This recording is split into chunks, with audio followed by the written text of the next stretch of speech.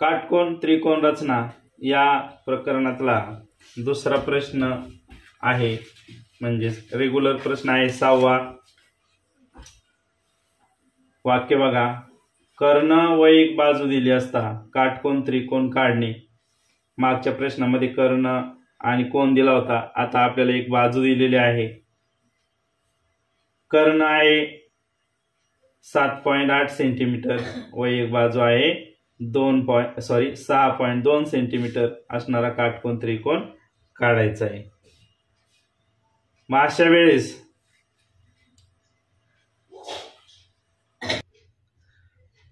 आता सगळ्यांनी मागच्या आकृतीत जसा आपण कर्ण दुभागला होता तसाच हा 7.8 सेंटीमीटरचा कर्ण काढा।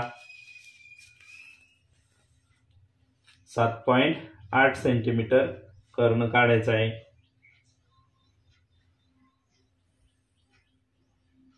ओके, कर्णाला नाव द्या। इथे ए बी बिंदू निश्चित करा। केले बिंदू निश्चित। नेहमीप्रमाणे कर्ण दुभागा। ए बी हा कर्ण आहे तो दुभागा। आता दुभागायचं म्हणजे काय करायचं, तर ए बिंदूवर कंपासचं टोक ठेवायचं। हा ए बिंदूवर कंपासचं टोक ठेवलं, निम्म्यापेक्षा जास्त अंतर घेतलं। ओके, इकडे खालच्या बाजूला कंस करा, वरच्या बाजूला कंस करा, केला। त्याचप्रमाणे अंतर न बदलता बी बिंदूवर कंपासचं टोक ठेवलं, हा कंस छेदून घ्या। त्यानंतर खालचा कंस छेदला। ओके, पट्टीच्या सहाय्याने हे दोनही छेदनबिंदू, हा छेदनबिंदू आणि हा छेदनबिंदू तंतोतंत सरळ जोडा।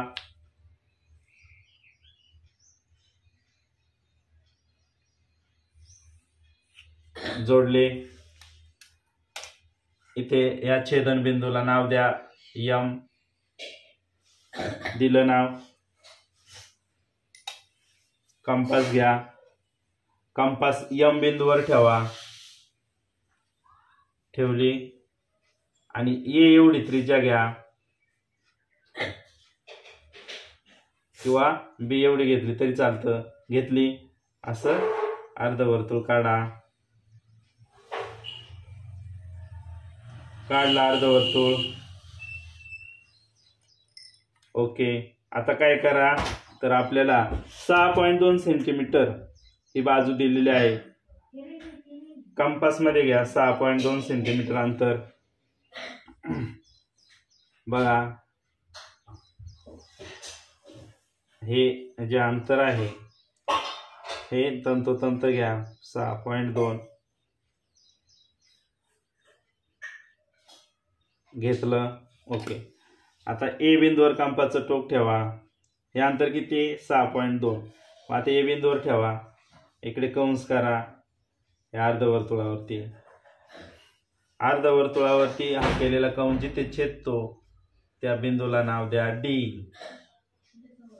दिलं डी नाव। ओके, पट्टी घ्या, पट्टीच्या सहाय्याने